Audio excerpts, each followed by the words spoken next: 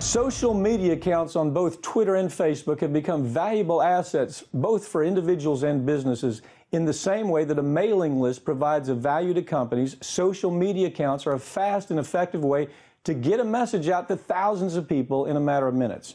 Recently, bankruptcy judges have made the decision to include social media accounts as assets of businesses or individuals, which means that these accounts are of professional or personal value and should be treated as such.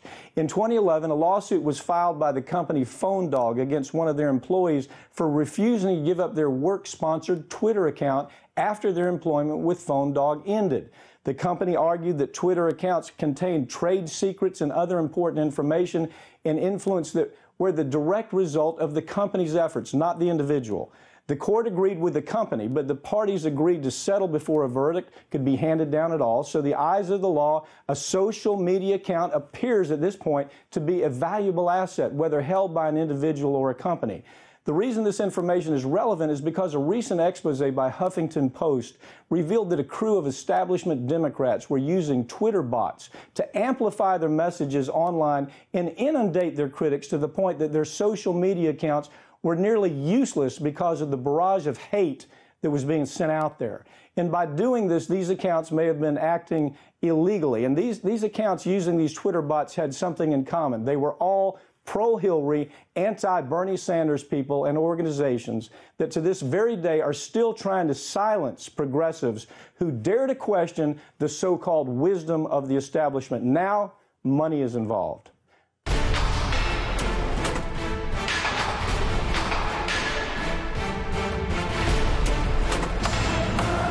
Joining me to talk about this is Farron Cousins, Executive Director of the Trial Lawyer magazine. Farron, start out by telling us exactly how social media accounts can be counted as an asset of value for business or for individuals. I mean, we miss that. This is a monetary issue, isn't it? It really is. You know, bankruptcy courts have actually kind of been on the forefront of this, issuing rulings recently for both corporations and individuals saying that a social media account is basically a non-monetary, non-financial asset of the individual or the company. It expands their reach. You know, you pointed out it's a lot like a mailing list, and we all know mailing lists, email or direct mail, are incredibly valuable for corporations because it is a marketing tool. And in this age of, you know, more and more independent contractors and freelancers, journalists, Twitter accounts are absolutely the best tool that they have, even for companies for marketing, to get their message out to tens of thousands or even millions of people in some instances. Farron, let me put it like this. If you have an account and you're using it commercially, you know that every month it brings in X number of dollars in advertising or whatever system you have up to generate money from that account. Now you have these bots. This story about the pro-Hillary bots coming in and just demolishing the Bernie Sanders accounts. Those were accounts that were actually making money from advertisement. It wasn't that they were just about Bernie Sanders. They had a lot of different issues, a lot of things that brought in advertisers. Tell us about the PhoneDog versus Kravitz court case and how that impacts the legal status, the value of social media. Well, the PhoneDog case, and it's very disappointing they didn't allow this to go to verdict because it could have changed the landscape, because the court was already willing to say that, yes, social media accounts are absolutely a valuable outlet for companies and individuals. Now, with the PhoneDog case, what happened was the employee started his own Twitter account that the company gave him. It was, I forget, but it was the guy's name underscore PhoneDog. So it was connected directly to the business. So when he left the company, he tried to keep it, as well as all of the Twitter followers that account had gained through PhoneDog. And the court recognized that, no, these Twitter followers are mainly for the company, not for the individual. But the bottom line is that they saw Twitter followers as something of non-monetary value. Whether you're an individual, whether you're a contractor, or whether you're a company, those Twitter followers that you have are worth something in the eyes of the law, and that is what PhoneDog told us. Well, that's where the lawsuits are going to develop. You're going to have these bots coming in I keep coming back to the pro-Hillary bots because I guess they believe they're above the law.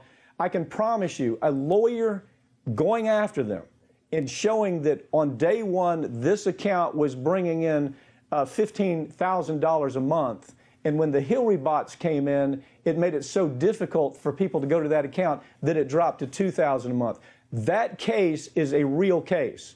And whoever was behind the Hillary bot kind of program, whether it was the DNC, whether it was John Podesta himself, they now are exposed. It's just a matter of somebody reaching out saying, I'm going to bring the lawsuit. This is a lawsuit, a big lawsuit on the personal value of these accounts that's waiting to happen. Explain what this new report by Huffington Post discovered. Well, basically, they found that one individual specifically, a woman named Sally Albright, who was a communication strategist, it said, for the Democratic Party. She's basically in the communications industry, which could mean any one of a million different things. It's kind of a broad brush people use to paint themselves with these days. But also groups like Share Blue, which was founded by David Brock from Media Matters. But they were using these Twitter bots to silence debate online. And here's how they do it. Anytime one of these people, whether it's Sally Albright or Share Blue, they post something, then you have these progressives, real progressives, come on there and argue and say, well, know what? This isn't accurate. You're lying here. You're being fraudulent. And then these people would notice that suddenly whenever the group or individual responded to them, that response would immediately jump up there with an astronomical amount of likes and retweets, which would inundate somebody's Twitter notification feed. And by doing that, they're basically rendering somebody's Twitter account unusable. Right. Not only that, what it does is it creates chaos. It creates pandemonium on a site. That's what the Hillary, John Podesta, Hillary bots were trying to do to Bernie. Now, this is the statute of limitation has not run on this. Let me make that very clear. If you're an attorney watching this, you might want to take a look at what I'm talking about here. Once you put a value on this social media element, then when somebody like the pro-Hillary, DNC, John Podesta, whoever it is, takes that away, then you have money damages. What is your take on how this scam takes away the value of Twitter users' account? I mean, go into more detail about how you would say this actually destroys the value of that account that some people have worked years to establish by way of advertising, clearly. Well, for me, I think there's two different legal angles here. There is the value of the account itself, that these people who are being attacked by the bots, they're losing that value. When you go on there and you use Twitter as a means to promote your business, or if you're a journalist, your articles, basically your livelihood, and you're inundated with responses to a Twitter argument you got that are generated by bots, that decreases the value of your Twitter account because it basically renders it unusable. You have to distinguish and go through and waste your time figuring out who is a potential client, who's a potential buyer, and who is just a bot arguing that you like Bernie Sanders. But the second thing, and I think this is a big, big legal problem for people like Sally Albright, is the fact that they market themselves as communications people. They get clients based on their reach.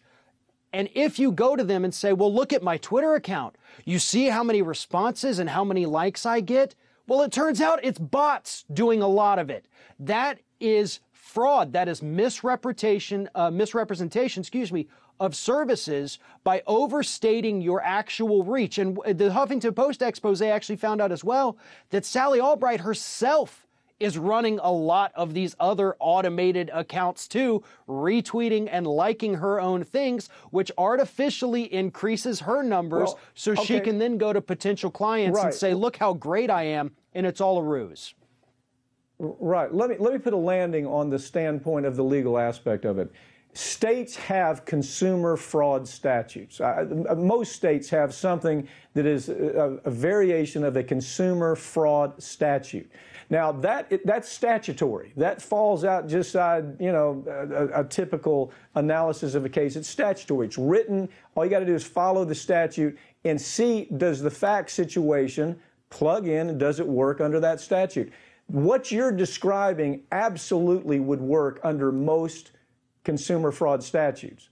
And so it's beyond me at this point why there already hasn't been a deluge of suits for both things. One is, as you're talking about, Sally Albright, where she's making stuff up. She's absolutely making things up. It's a fraud. That's an easy case. The other one, of course, is where you have the DNC or the whoever it was that was the bot attack on the Bernie Sanders account, where what you're doing is taking away the advertising dollars. You're creating chaos. People don't want to go to the site anymore. That's another case entirely.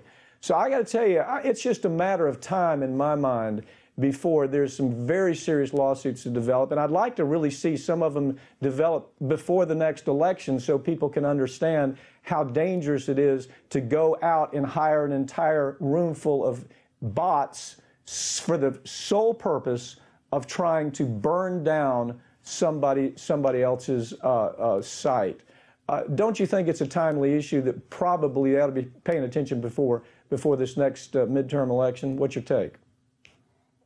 I think it absolutely is. And, you know, this is something that, you know, people in politics, left and right, are using across the board. So far, there's no evidence to suggest that the DNC was in any way involved in any of this. But the individuals who are using this and using it as a communications tool, branding themselves as experts with a far reach, they're the ones who need to be worried about what the courts could do in this situation. Right. And that should send a message to anyone in the political field about what's happening. Farron Cousins, thank you for joining me.